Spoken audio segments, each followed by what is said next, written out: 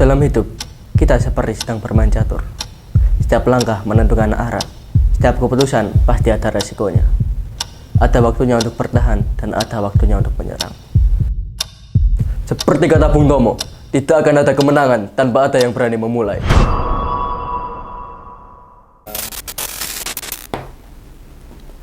Seperti pion yang berani untuk melangkah maju, maka saya pun berani untuk berada di sini. Assalamualaikum warahmatullahi wabarakatuh. Perkenalkan, nama saya Dharma Catur Harimurti dari SMA Muhammadiyah 1 Gresik.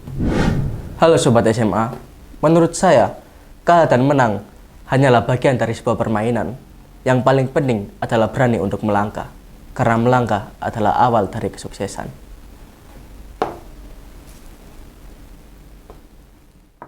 Saya mulai mengenal catur sejak saat saya kelas 5 SD. Pada saat itu, saya belajar dengan cara look and learn, yaitu dengan cara melihat dan mempelajarinya.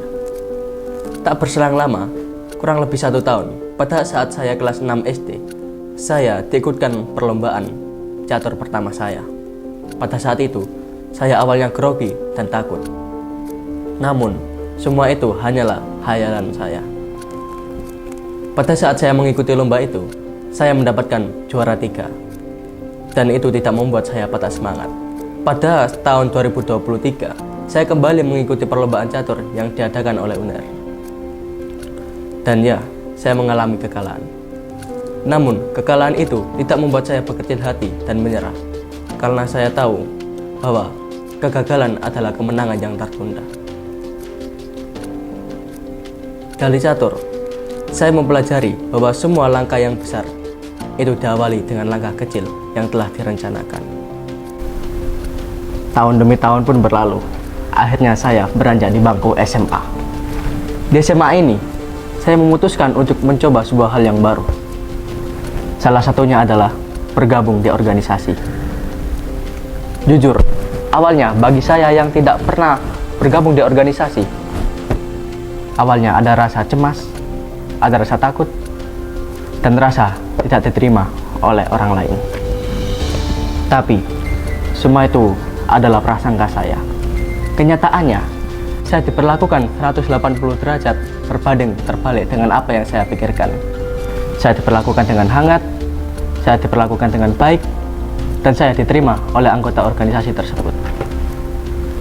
Dari sanalah saya belajar bahwa dengan kebersamaan dan kekuatan, saya dan teman-teman saya akhirnya dapat melangkah lebih jauh lagi, berkembang lebih baik, dan berani menghadapi tantangan.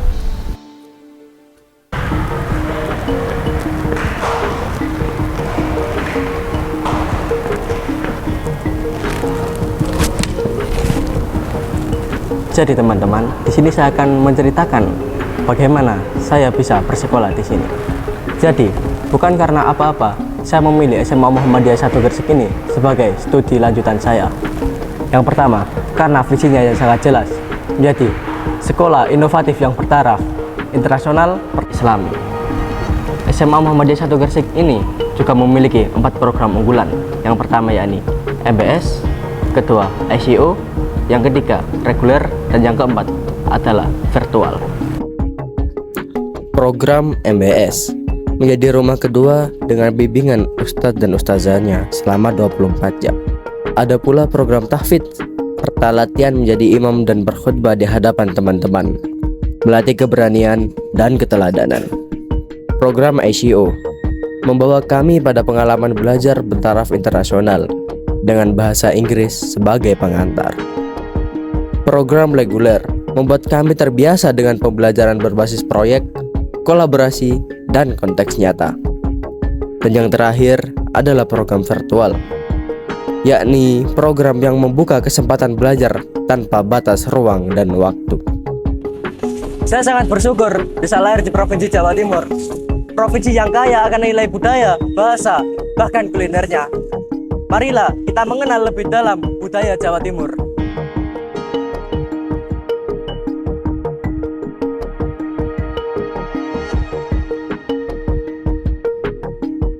Teman-teman, di sini saya akan membawakan salah satu budaya Jawa Timur yang mungkin sangat jarang kalian temui, yakni gibal menyok. Gibal menyok sendiri berarti gibal yang artinya tidak beraturan dan menyok adalah ubi. Jadi bermaksud seperti ubi yang digoreng dengan tidak beraturan. Gibal menyok sendiri adalah sejenis gorengan yang crispy di luar namun lembut di dalam. Gibal menyok bukan hanya lezat tapi juga mencerminkan kekayaan budaya lokal dan bahan-bahan segar yang berada di Jawa Timur.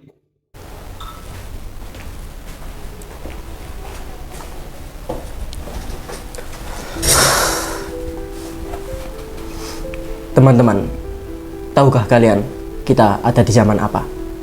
Zaman serba canggih? Zaman serba modern? Serba praktis? Ya, kalian semua benar. Tapi saya menyebutnya zaman AI. Kenapa kok kita tiba-tiba membahas AI?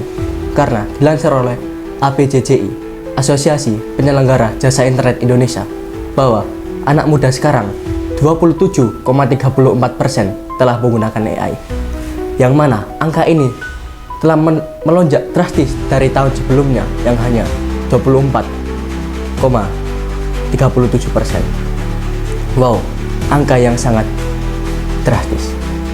Banyak ahli telah memprediksi bahwa 5 tahun ke depan semua pekerjaan akan digantikan oleh AI. Lalu, apa yang harus kita lakukan sebagai generasi muda? Akankah diam saja menikmati semua tawaran yang diajukan oleh AI? Tidak. Oleh karena itu, marilah kita asah soft skill kita, hard skill kita mulai sekarang, mulai saat ini. Jikalau kita tidak melatih hard skill kita, soft skill kita, maka akankah 2045 Indonesia cemas?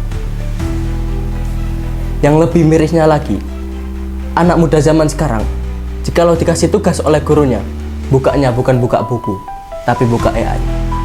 Tinggal di copy paste soalnya, di paste jawabannya, dan yang lebih mirisnya lagi, ketika sudah keluar jawabannya, ia tidak membacanya. Tinggal di copy paste, copy paste, copy paste.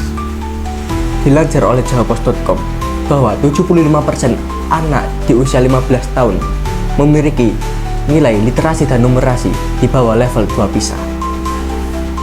Hal ini dikatakan oleh Menteri Pendidikan Pak Abdul Muhyin. Wow, akankah kita terus begini? Apakah 2045 Indonesia cemas atau Indonesia emas? Saya di sini bukan untuk menolak AI, tapi untuk mengajak Anda lebih bijaksana menggunakan AI. Alih-alih copy paste, lebih baik kita tingkatkan literasi kita para generasi muda. Karena 2045 yang menentukan baik atau buruknya adalah kita, para generasi muda. Para generasi muda, marilah kita tinggalkan zona nyaman yang ditawarkan oleh AI dengan segala copy paste-nya, menuju zona yang tidak nyaman yang justru akan meningkatkan literasi dan daya pikir kita. Sebab rencana besar pasti dimulai dengan rencana kecil yang telah direncanakan, dan tidak akan ada kemenangan tanpa ada yang berani memulai. Oleh karena itu, saya siap keluar dari zona nyaman sebagai role model generasi muda. Saya, Dharma Catur Harimurti, siap mengikuti Duta Pelajar SMA Award yang diadakan oleh jawapos.com.